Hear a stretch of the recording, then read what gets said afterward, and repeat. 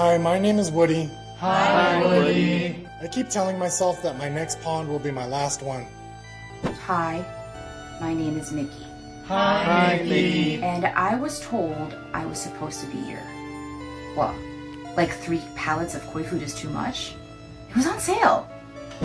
My name's Devin. Hi, Devin. I promised myself just one more koi. That was 47 koi ago. Can we smoke in here? No? Hi, my name's Ty. Hi, Ty. I just purchased a fish that cost more than my first car. I don't regret it. Welcome to Koi Keepers Anonymous, the show where people have questions and we try to provide answers. I'm Ty, and with us today is Mickey. Hello. Devin. Hello? And Woody. I heard you say hello telepathically. Okay, so normally I'd like to ask what is going on with your guys' worlds right now. Is there anything exciting going on this week? Apparently not.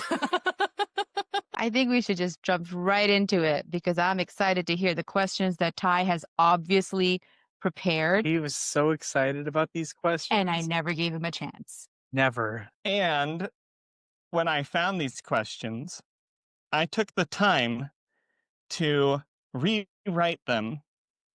They're completely in the same spirit of what was being asked, but just so that they are easy to read. Wow. Are you sure AI didn't do it for you? Positive.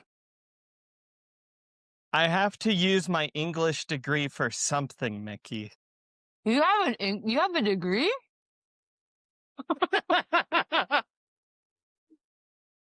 I know I don't look it. I didn't go to Harvard. We would have heard about it in the first episode, I'm sure. I'm sure. Wait, hold on, you guys. So, this singer that I play with all the time, he has a song called Harvard, and that's the hook of the chorus. And we play that song all the time. It's like And in the set. I didn't go to Harvard? Yeah. That's the hook? Who goes first? Hold on, I gotta set this up right. Woody, will you go first? I think I can say no when you say it that way. I mean, you've rendered me powerless. Woody, this isn't a if you choose to go first. You're going first, buddy. I just sent you the message. Jumbo koi theory. Put simply, the difference between jumbo koi and regular koi are their size. Jumbo koi generally have larger muscle mass. To increase muscle mass, you would do resistance training coupled with a high-protein diet. A fish version of resistance training would be swimming against water flow. To achieve water flow, you would purchase a water pump and put it in the tank. Now the fish have to use their muscles to fight against the current, which would cause muscle breakdown. Then you feed them a high-protein diet so that their muscles can grow back bigger and stronger. Studies show that fasting fish increases growth hormone production in fish. Growth hormone, especially in their juvenile stage, should help them grow bigger bones, right? Also, with swimming against the water flow, it should help them build bone density too, right? What do you guys think about this method I just created? I can't afford a jumbo koi. I'm so broke. Cry emoji. I left the cry emoji in there. Yeah, that has a nice touch, and it's very relatable. It says, here, studies show that fasting fish increases growth hormone production in fish. I'd like to know about that study. I'm not sure what they meant by that. Yeah, but Yeah. it seemed like it was relevant. Really interesting about that, though. We're talking to both Takto from Marudo Koi Farm and Kotaro from Sky Fish Farm. When they're like intensively growing their fish, they're fasting them for 2 days out of the week. So feeding them for 5 and fasting for 2, which I thought was interesting. I was like, why are they doing that? But now hearing that there's a study saying it like increases growth hormone, that makes sense. My dad has always believed in feeding not just koi food, but also like cabbage or like natural food that koi don't naturally choose to eat. So on his end, he believed that If you fasted the koi for 1 or 2 days, it would make them so hungry that they will eat anything. And if there's that study showing about that fasting leading to increased growth potential, I wonder if it's like correlation as opposed to causation. Yeah, maybe because you are fasting them, they have that built up appetite that as soon as they have food available, they're just like eating ravenously and maybe eating more than they normally would have. Yeah, I think that's definitely possible. I'm not sure because my experience is this. If I don't feed them for a day, what I want to believe is, oh, they're going to be starving that following day and they'll just be ravenous. But I'm not finding that's the case. I'm finding that the following day after they fast, they're less interested in food. It's almost like they're like, no, we have to get used to not having so much food. So I find that when I want them to eat more, I have to keep them on steady high food. And I remember you mentioning it, especially like this summer, how you felt like if you were out of town working for a day, came back, you're like, fish just don't have the appetite they had before I left, and I had to build it back up. Right. Oh, that's interesting. One of my appetite stimulant tricks is I'll feed them superworms because that tends to get them amped up and really wanting to eat. You know, they'll hit those so fast and then they go crazy. Like all of a sudden they're starving. Okay. Unless I feed too much worms, and then they only want the worms. They get spoiled. But if you just give them, I just give them where they each get 1 or 2, then it kind of amps them up, and they're like, okay, let's go. Yeah, when I feed my fish mealworms, they just get 1 handful in the evening, and that's it. You feed them live? No, they're all dried. The live ones are like really stimulating for them. Have you ever tried fasting them for 2 days? Sure. Still the same thing. Yeah, they have personalities, and I know in highly stocked ponds, I feel like they go more into a group mentality schooling, but with my stocking, you see the different personality of every fish. If the chakoi, she'll eat. The karashigoi, she's gonna eat. They're gonna eat no matter what. But it's the other ones that might get finicky. It's not a highly competitive environment, so they're not fighting to get fed. They're finicky, but there's certain things that they do love. They love tofu. They prefer it fresh, raw, like if I cook it, they don't want that so much. They just like chopped up. It's got to be firm tofu, sliced up into small pieces. They pretty much all love that. They love clams. Yeah, but yeah, I like trying all the different treats. How about you, Ty? You ever feed any raw or like natural foods? Imitation crab meat, they weren't into it at first, but they warmed up to it after a little while. And then I've also done watermelon. Like 2 of them like the watermelon, the rest of them are very indifferent about it. How about oranges? It's something I want to feed them, I just haven't yet. You guys did a video feeding your koi orange, yeah. Cabbage is really good for them too. Mm-hmm. For their reds, surprisingly. Yeah, it's got carotenoids in it. Does it matter if it's the purple cabbage or the green cabbage? I don't know. I've tried Napa cabbage and like regular cabbage. I've never tried the purple one, but I've had good results. I think just because like our stocking rate is so high, It's fish go nuts for anything we throw in. Yep, they can't afford to be Yeah, picky. So this question, he also talks about growth hormones specifically, and this is something I've wondered. The koi competitions don't offer cash prizes, right? It's basically just a trophy, so you get bragging rights. But I feel like if there was cash prizes, do you think we would see people doing like illegal doping with growth hormones to get huge fish? Eventually. I think so. Around the world, there are like grow-out contests that do have cash prizes. Any of the ones that have like crazy big prizes, it's usually like an azukari kind of thing. So it's like they're all grown in the same condition, same place. So I don't think you're going to see any of that. But I could definitely see like if there was like cash prizes as part of events, people would try to find any advantage they could to try to win. Once you start crossing the threshold of like super intense and trying to like aggressively grow them, you can't do it over the period of one fish. I think it's a generational thing that you have to build up on if you want to do it like sustainably in a healthy way. If you try to do it with a single fish, I think their internal organs are going to suffer. Well, it's not going to be a healthy thing. That's Yeah, for sure.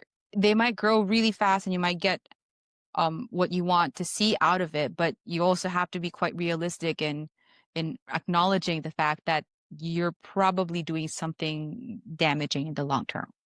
I think it still wouldn't be easy either. I think you would still have to be careful that you're not losing your color and, having other problems. Here is my question about this question. Because one of the last things they brought up was they can't afford a jumbo Tosai. Or, they can't afford a jumbo koi because they do cost more than regular koi do. But I think what they're driving at with this question is, here are the things that go into growing jumbo koi. I think genetics definitely are a big part of that, but it is the conditioning and the food that they're being fed and all that. I've seen a lot of your fish that you've done an insane job growing by feeding them 10 times a day. Yeah, I think that the genetics is the first thing. Because Yeah. my two biggest fish were both very small. They weren't jumbo Tosai. They were general average size Tosai, or maybe even smaller than average. I just picked them because they were what I wanted. And I probably could have spent more. My two biggest fish were like the first fish I got. So I got a little baby Chagoi and a little baby Karashigoi like within the first month. And I did know that those were supposed to grow big. And they weren't shy about eating. It was really easy to get them to eat a lot. So I think that the genetics are probably, and feed. So genetics and feeding, I think that, in my experience, you can still get them jumbo if they're from a jumbo bloodline. One thing about feeding, though, and water, because there are two things I feel that go into being able to grow fish jumbo, because we're talking about just size, right? Nothing else. Size in isolation. You have to feed good food and you have to do water changes, both of which cost money. The thing about those two things are, those are the only things you can control. So you can buy a better fish, but you can't control the genetics really. But you can make sure your water's good and you can make sure you choose better food. Yes, and they cost money, but they cost money in a way that's more manageable. It's not like, a jumbo koi for thousands of dollars, but you're only spending hundreds of dollars and not necessarily all at once. You can spread that out, over months. Exactly. So, I think too, something to keep in mind, maybe because I didn't know this before, like really getting thrown into it and like working at a farm in Japan, but I never thought there was a difference between jumbo Tosai and regular Tosai, because I first learned of jumbo Tosai when I was working there. And those come from the same spawning. It's just a matter of these fish are better, so we're going to give them better accommodations. They're going to get a bigger pond, less high stocking rates, and they're going to get fed better food more times per day. So genetically, they're all the same. There's not like this is our jumbo Tosai brood stock that we breed and get our jumbo Tosai from, and this is our general sales brood stock that we breed to get our general Tosai from. No, it's all from the same spawning. It's just koi is a numbers game. The more you can breed, the more better ones you'll have. So, yeah, they're all the same. well, when you say they're all the same, I think you mean within a particular spawning, right? Yeah. But so what I'm thinking now is like, okay, so I've got a big Chagoi and I've got a big Karashigoi. If I were to get a Kohaku, and it might come from a jumbo bloodline, however, they're not known to be the same kind of voracious eaters like the Muji fish are. So would I still be able to get them that big? I don't know, because now they're going to be competing against bigger fish, and I have a Ginrin Showa and a regular Showa, and the regular Showa is not getting as big as the Ginrin, from the same age as and in the same pond with all the same circumstances as my big Muji fish, what if I wanted to really get that one bigger? I would have to have, multiple ponds and maybe just move it to a place where I could target it a better way. That's kind of exactly like what they do with like the better fish when they move them to the ponds to grow them into jumbo tosai. It's recognizing which ones they like that they think has good potential and giving it better food, more space, less numbers in there. So like I think it could be accomplished like with your show up if you separate it out because maybe it's a shy eater compared to the others and gave it in a pond where it's all shy eaters, then they would probably fare better. Everybody is thinking that it is a different bloodline, but it is actually all the same. So when you're buying a jumbo tosai, you're not necessarily buying a different bloodline. You're buying the time that the farm took to separate them. You're buying the space that the farm gave the fish, that extra space. You're buying the better food that it got from the time it was spawned. And I think you're also buying the breeder's taste, right? Because these are the ones that the breeder said, I'm betting on this one. Exactly. Yeah. You're hedging your bets that way too. As hobbyists looking at Japan, we're all envious that they have mud ponds and all these things and they can grow their fish so big. But on the flip side, the breeders see it as, for hobbyists, you have a much more advanced filtration system usually on your pond. You have a lot more time dedicated to taking care of that pond. It's up to you to decide how many fish you put in there and how much you feed them per day. And you can just as easily grow your fish the same size that they could have grown in a mud pond in Japan in your pond if you have the dedication to do it. Are you demystifying the magic of the mud and the mud ponds right now? There is no magic in the mud. It's just a huge volume of water per fish. So you can throw tons of food at them multiple times a day without having to worry about the water following. He's doing something worse. He's holding everybody accountable. I'd say, the really only real advantage I'd say to mud ponds is you have some like natural live food that lives in the mud, like burrowing in there that the fish can like rut around and eat. But outside of that, there's no benefit to a mud pond versus what you could do in your pond with the appropriate maintenance schedule and dedication to maintaining, keeping it up. Just about focus. Yeah. Although I think that the water in Japan is really good. I hear stories about fish that go in for azakari and then don't come up when they net the fish, like fish go missing. Mm-hmm. Is that bird theft? Is that bird? Yeah, birds, raccoons could have died. Who knows? You can't really see what's going on in there. Slave to the elements, basically. Yeah. Yeah, you can have a stratification event where the pond gets all the oxygen gets smothered and just wipes out a whole pond. They You have just no suffocate. control really in a mud pond. You're like at the mercy of nature. Whereas in your pond, it's usually a lot safer. But there is nothing like not seeing your fish for an entire season. And even if you go out in the mud pond, you're like, I can't see it. And then lifting it out of the mud, like the water just like separating away from the fish. And then the sun hits the fish and it's all like glimmering and shiny. You almost hear angels singing when you lift that up. Especially if it's yours and it has red. The colors are also there. Yes. But the ones that keep their color, they seem to have really good color when they come out. They do. Yeah. And that's in the process of making fish to jumbo tosai. You really kind of like stress testing the fish to try to break the color because you don't want to like have a bunch of fish that you throw out in the mud ponds and then they all come up with no red. That would suck. There's a saying I've heard that Ginrin and metallic, they don't grow as much as regular. So my Ginrin show is outgrowing my regular show, but I'm really looking forward to it being a Ginrin Shiro Utsuri. Losing some of the red. Yeah, it will. It will. And I'm keeping that fish even if it's only got one red spot on it because it's a goldfish. It's actually more friendly than my other Gosanke. I have a Tancho Sanke in my pond, and that is actually my most voracious eater. Really? That's surprising because usually it's the Mujis. And you have quite a bit of Mujis, don't you? I do. I have 3 Karashigoi in there, and she outcompetes 2 out of 3 of them for food.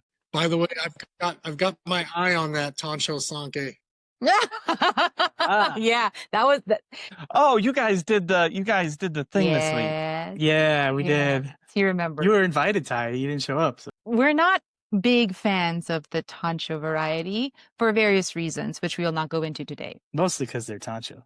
However, that Tancho Sanke is like it kind of stole the show, to be fair. It was quite impressive. The Mhm. quality is just, really high. Tancho or not, it's just got great Saroji and Yeah, Tancho, you're absolutely right. Tancho or not, it is a good quality fish. How's that Asagi I've been eyeballing?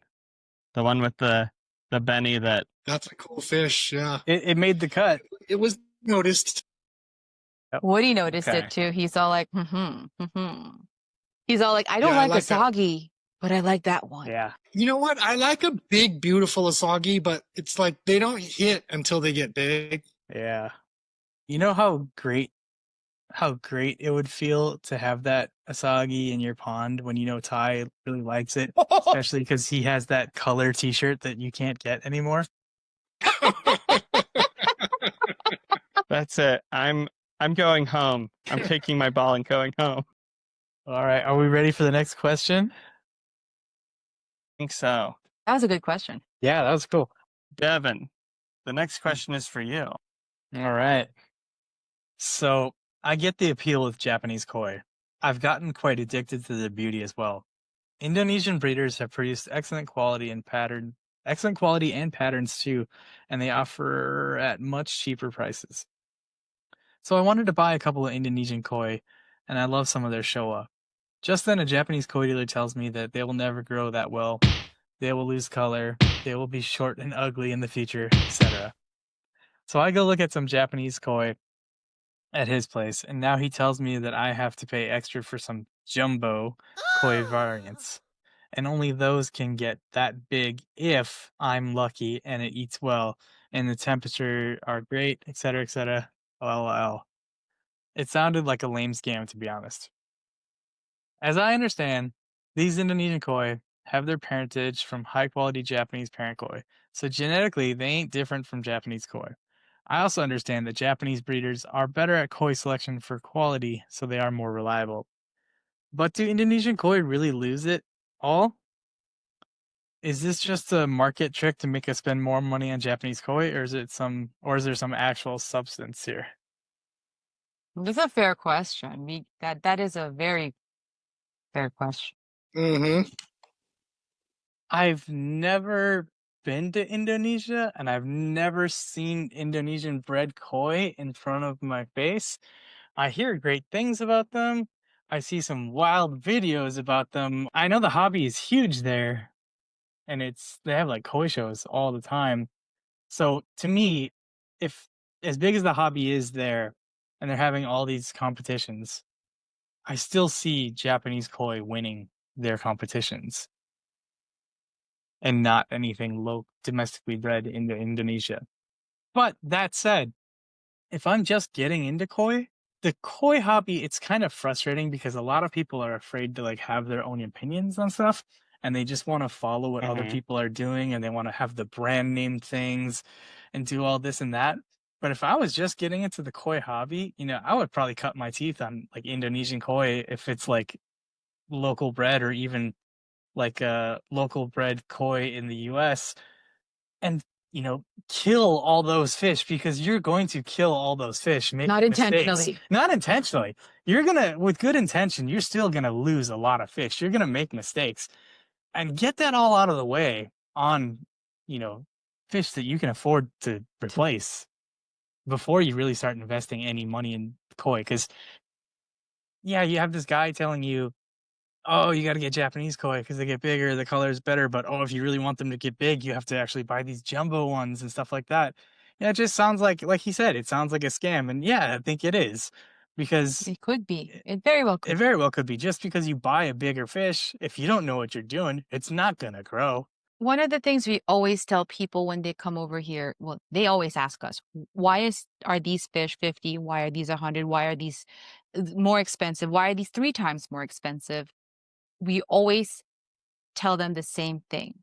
if you can't see the difference between the $50 fish and the $100 fish, I promise you the $100 fish is not going to make you $50 happier. So buy the $50 fish. But the minute you can see the difference, then buy it. Yeah, I agree with that. My first fish, I were all from the $50 tank, and I have no regrets, but honestly, I couldn't really tell, why I would want to buy better fish. It took me having them, growing them, and looking at thousands of other fish in between. Where now I could probably say I wouldn't pick from the $50 vat necessarily, but that's because also, space is at a premium too, right? So I have to be more picky. It's not like, oh, I need to get some fish in here. I think it's one of those things you have to respect your own journey as well. The way that the question is reading to me is he wants bigger fish. He wants to believe that if he gets this, he'll get bigger fish. And then if he gets the upgrade to this, he'll get even better fish. But he can't see why. And it feels like a scam. It could be a scam, but also he might not just be ready to receive information if it's true. So either which way, it's kind of a lose-lose. Like, get your feet wet and experience everything. And once you're at the point where you're like, oh, I don't think it's going to happen with this. So then, or maybe, who knows, maybe he can grow the domestic fish to get big. Do you guys think koi, regardless if it's Indonesia or somewhere else, do you think koi in other countries that are being domestically bred can be as good as Japanese koi? Yeah. Specifically, I'm thinking of New Forest Koi Farm in the UK, because they turn out some really great fish. I'm not really familiar with them. I'm familiar with like Purden Koi Farm, and I've been there. I've bought fish from there that I've then grown in our mud ponds in Minnesota and resold. And one of those fish actually won Young Champion, I think, at Chicago Koi Show. And I'm sure they have Bred other. by Purden Koi Farm. I'm sure they have other fish that won even like Yeah, any other shows, championship yeah. award. Yeah, Mhm. we just don't follow it specifically, but yeah, I know that it is possible. Mhm. It's a matter of luck and it's a matter of being disciplined, but anything's possible. But why buy Japanese? Because you're hedging your bets. It's just a matter of better odds. Mhm. Not that it's not possible. You know that with this bloodline, right? That the genetics are all there for this fish, that being able to turn out better, I guess. Like I said earlier too, breeding koi is a numbers game. And you look at just the number of fish that are being bred intentionally for quality in Japan versus other countries, there's no comparison. And you can easily find a good fish in Japan, for sure. Finding good fish in other countries, I'm sure you can, but it's going to be a little bit more difficult.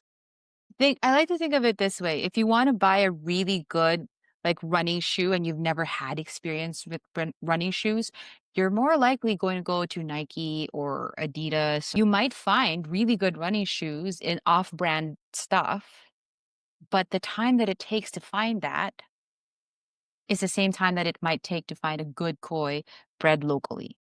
It might be worth your time, but you got to be aware. And also too, just because a fish is domestically bred and it's really good does not mean it's going to be cheaper than a Japanese koi. But that's true. That's true. Yeah, In you fact, know I what? would I hadn't argue- thought about that. It makes sense because that one awesome fish that they have, they need to get paid for it. What about you, Ty? What are your thoughts on that? Yeah. Well, it was interesting that they were saying that the koi that aren't from Japan, the ones that are bred in Indonesia, are going to lose their color and they're not going to grow as well. I wish I knew more about the Indonesian koi scene. I wonder if the opposite could eventually be true because Indonesia's hot and tropical like the Philippines, right? Yeah. Mm-hmm. Yeah. Mm-hmm. So I wonder if they develop their bloodline to not lose red, because heat is part of like when fish are losing red, a lot of it happens in the heat, right? Mm-hmm. So I wonder if they would make a fish that's more resistant to Benny loss. That's interesting. Yeah. Maybe they could actually breed like fish that grow larger faster in colder climates. Like flipping that logic Huh. over. Yeah, that'd be interesting. That's an interesting way to. I know, like fish is really big in most Asian countries. It's just a Mhm. more popular hobby than it is here. Yeah. So, yeah, it seems like they would have the interest and maybe the resources to pursue that. Yeah, I hadn't thought about that either. Like being in a certain climate, specifically breeding fish that you can play to your strengths in. Yeah, that makes sense. The thing is, like, oh, they're probably also affected by this. Oh, we have to be able to say we have Japanese parents for people to even want these. So then if they start making their own bloodlines, will people think, oh, well, that's not even really from Japanese parents. This is a local bloodline. But that's one way to put it. Like you could market it. You could say like, oh, these are Japanese parents, blah blah blah blah. But I kind of like the business plan that you just came up with is like instead of marketing it as Japanese parentage, as koi that are just as good, why not market it as oh, these are koi bred for our climate, bred to Right. withstand the challenges that most of us face here that most of the rest of the world don't have to face. I know Quebec Koi Farm markets their fish like that. I mean, Yeah, they that's focus true. on longfins and butterflies, but like they do say like their like origin of their fish are from Japanese stock, I believe, but they breed their fish for cold climates, so their fish are more hardy in like the Midwest and areas like that. And Yeah, they market them for. that's their business plan. So But that's a different kind of thing though too, because like you're not really looking for like show fish, because if it's long fins, so people just want something hardy. I mean, it's just a statement, Devin. it's more Hell. like companion fish versus competition fish. Yes. They're like on the companion side of it. Yeah, keep So- keep trying. Oh, that's cute. You made them sound like little buddies. They are little buddies. Mickey. Oh no. It's my turn. Chopping block. Just kidding. Yeah, will you please read our next question? Wait a minute. Can I just say something real quick? Why did Woody and I have to read a book and Mickey gets to read a sentence? That doesn't seem fair. Quality over quantity. Whoa. My koi fish that I recently brought home suddenly changed color within a week. It was black/red, and now it is white and red. Its energy level seems to be fine, and it's eating just like the other fishes. Should I be worried about it? So take a look Oh, at the photos. and there's a describe it. photos. There's a It photo looks above, like too. it's a Goshiki. If there's anybody listening thinking we're talking about a Showa or a Sankei. Well, I'm guessing that when she just bought it, the black is really like deep. Like it looks like a proper Goshiki. The red is also really vibrant, like how Goshiki normally do have that bright red. And in the second photo, it looks like where the black is receding, like because Goshiki go through this up and down cycle kind of throughout the year, or depending on how the water quality is. It looks like it changes color, and this is typical with Sumi change. The question that she has here is, should I be worried about it? The color change is not the worrisome thing. That's something that naturally happens and something that I think is kind of fun because then there's something to look forward to, and it's almost like you get a whole new fish.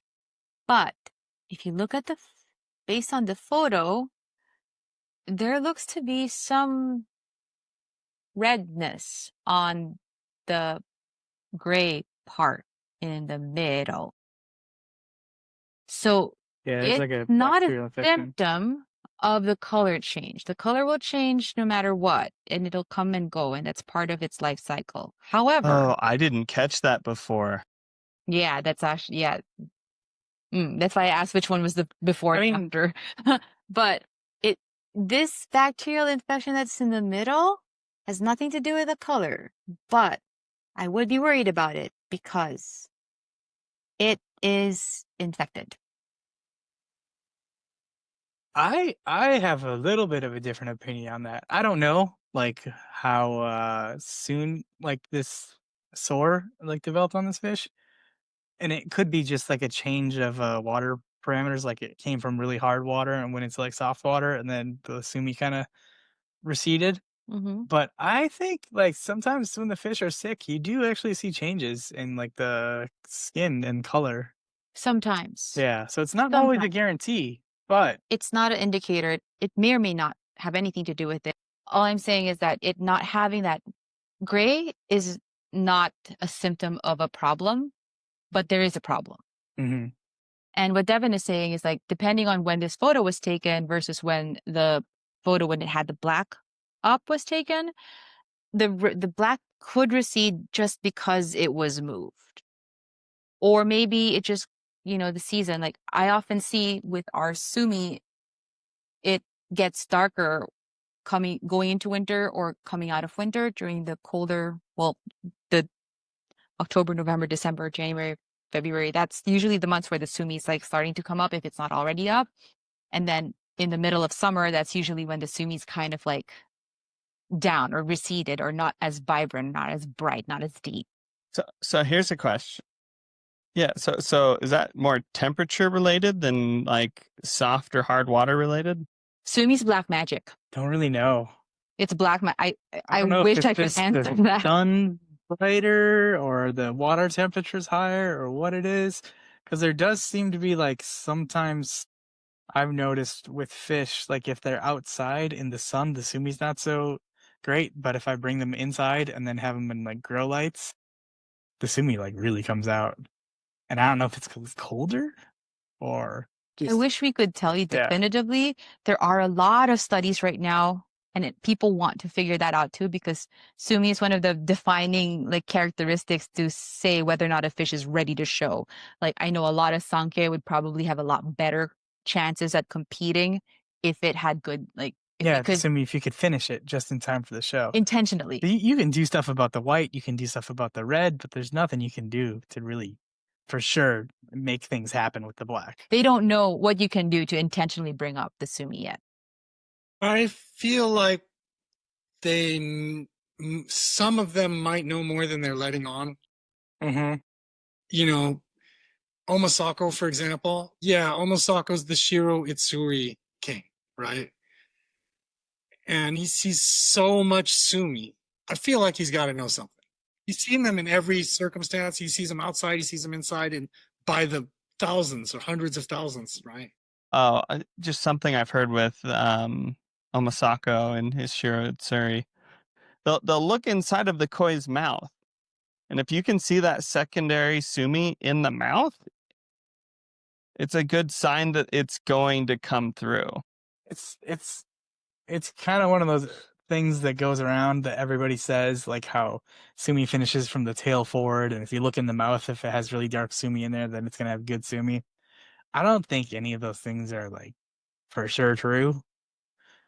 Always the case. I think that it's one of those things where like there are old wives' tales where Mm-hmm. you're not supposed to take a bath on Fridays or put salt outside to appease the spirits that are residing in your house, something like that. It kind of developed because like how baseball players have a routine before they go up to bat because that's their lucky routine, right? They haven't actually figured it out, so our brains are just trying to like grasp at straws at this point. And I feel like there must be a reason Sumi comes out because it is pretty consistent when certain things happen. We just haven't figured out that pattern. I know they're trying to do studies and they think it might have something to do with their diets in the winter or when it's darker or something to that effect, but it's still studies. We did a interview with Takahiro from Omasaka when he was over here in the US, and we asked him to like pick out. We had like a 60 Shirotsuris, and we asked him to pick out 3. He showed us 3 different styles of sumi, and told us like this is good, this is better, this is best, and like the edges of the sumi and stuff like that. I think he said explained were like indicators of like how it's gonna finish. This will finish better because it has like sharper edges, kind of like kiwa. Like we know how it's important with like kohaku and stuff like that, but we never really think about that with the black. Mm-hmm. And I think that was part of it.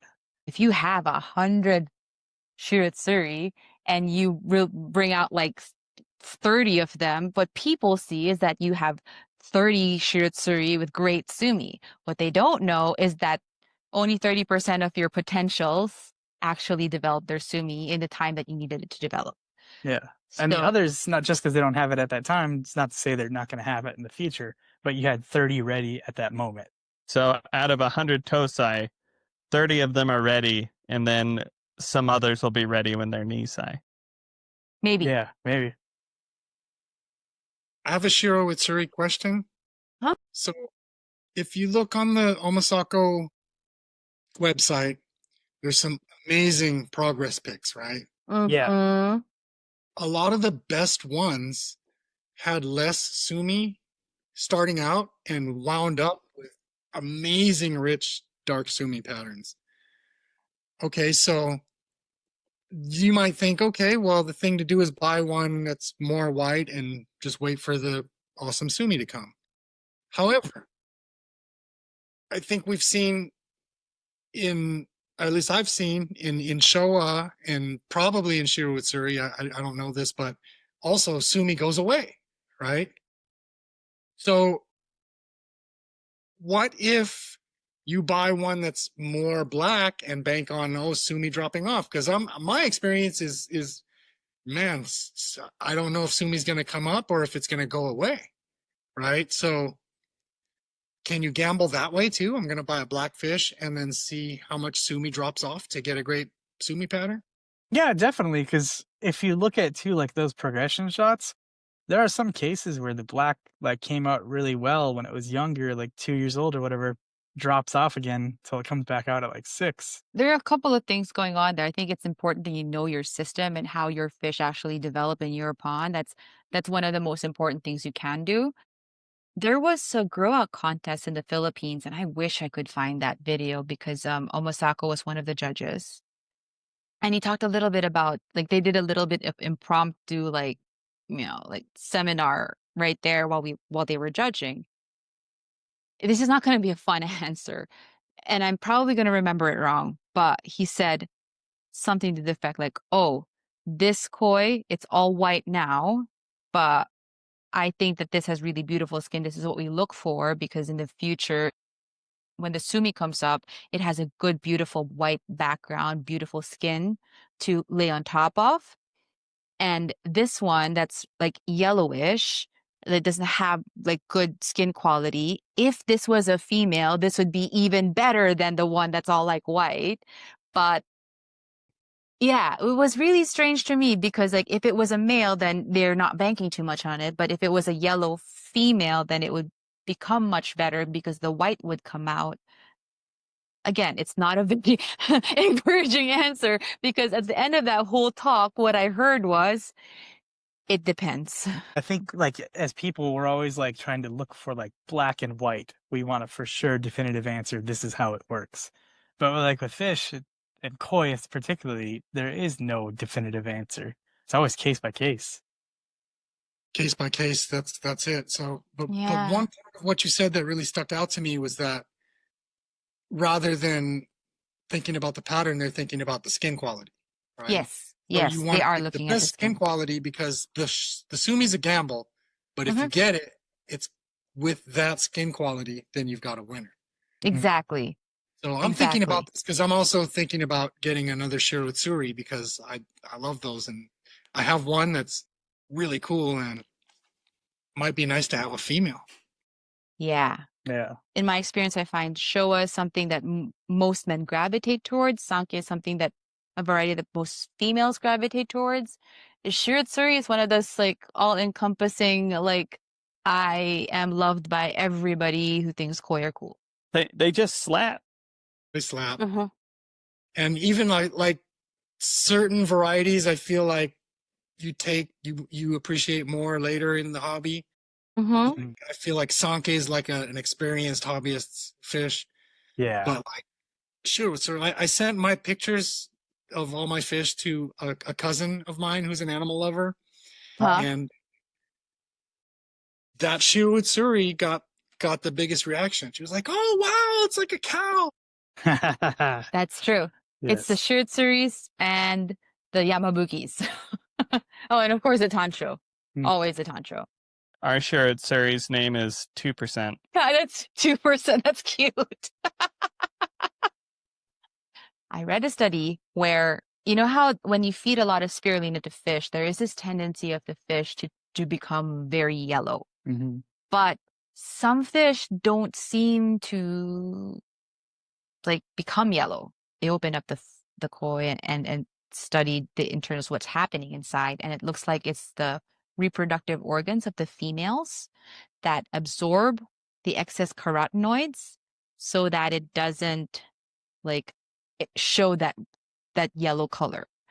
But males don't have that. So it's they're a lot more yellow. Yeah. It gets stored in their skin. Yes. Makes sense. Exactly. However, when they're spawning or something like that, the females will release that excess carotenoids, and they do have it. So like every now and again, you'll see females that have that yellow color, but for the most part, it stays white because their reproductive organs are absorbing that excess carotenoids. And I'm guessing that is why the female fish that's yellowish will still be highly prized, even if it's yellow, because it isn't a male, and so it's I gonna. love the callback, how you made that full circle. Mm-hmm, mm-hmm. Well, any other thoughts about Goshiki? You know what? So a lot of the Sumi talk that we just had is more Shiritsuri / Gosanke specific. Mm-hmm. But Goshiki's different, right? It's not the same kind of Sumi at all, to me. It's probably easier to get Goshiki to like get its Sumi out. It's true. Much easier than like a Showa or a Sunk or a Showa or Shiro. I'm reminded of that video we did with Kanno where he's like, yeah, I'll just bring it over to Somewhere with hard water. Aichi at Narita-san's place, and 5 days, boom. Sumi comes up like instant because he has hard water, and that's it. Sumi on Showa, hard water, it's still like maybe it'll come up. Mm-hmm. But he was so certain that it would come up once he brought it to hard water. So. Yeah, I think with Goshiki, it's easier to get the Sumi to come up, but because it's easier, then you run the risk of like it getting kind of speckly and like shimmied into the red. Whereas with the Showa, Shiratsuri, it doesn't feel so easy to get the Sumi to come up, but it's always like cleaned. Like there's no dots all over. Sometimes you can see that in Hiyatsuri, but not Showa or Shiratsuri. Mm-hmm. Yeah. The biggest thing I took away from that video that you guys did with him was when he was talking about the sashi on the Goshiki, right? He was saying that, even if it isn't very clean, if it's kind of messy on the sashi, on the beni edge, don't worry about it. You're only seeing that because the Sumi hasn't come up yet. As soon as it does, that edge just cleans right up and disappears. So it's one of those things where, when I'm gonna be shopping for Goshiki, if the Sumi isn't there, I'm not gonna worry about the sashi on the beni. That's one thing I will not even pay attention to now. You have a huge advantage knowing that. Mm-hmm. I'm gonna be looking at the bodies first. That's the first thing I usually look at. Okay. The first thing I always look at is beni because Goshiki's got to have great. Yeah, with Goshiki, you don't really get the powerhouse body, though. It's like... you have to look. You're looking for more elegant. Yeah. Fish. You're looking for a dainty. Mm-hmm. Mm-hmm. An interview we did with him like a few years prior to, he was telling us about how he was conditioning his Goshiki, and he was saying like, oh yeah, beni is so important in Goshiki. He's always stressed that, he's always believed that, and he's all like, I just feed them 100% spirulina. I'm like, huh? Wouldn't you be worried about the white? Because at the time I was looking at Goshiki that looked like where the black was down, so it was like a light-ish gray base over like really bright red. He's like, oh, not worried about that. Goshiki don't have white. Yeah, and it's like, oh yeah, that's right, because they do have white, but it's not something you that want the white. You want that to be black or exactly gray. Yep. So Mm. he feeds his Goshiki all spirulina because his only focus is that red. He doesn't see the white as white. I think it was on the last podcast we talked about how Konishi is breeding Karashigoi into his bloodlines. Yeah. Variety. I wonder if that would be something that they would ever try to do to get bigger Goshiki. We talked to him about like they would breed Kohaku in to like make the Benny better, but like I think it would also help improve the body as well.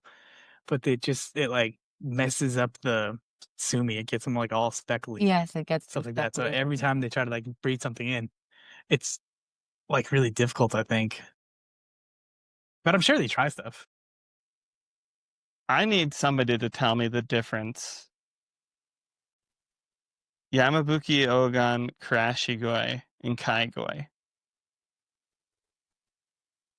What's the difference? Igoi. Igor. Nothing. Igoi. Yamabuki Ogon is metallic. So Karashigoi and Kigoi are both non-metallic.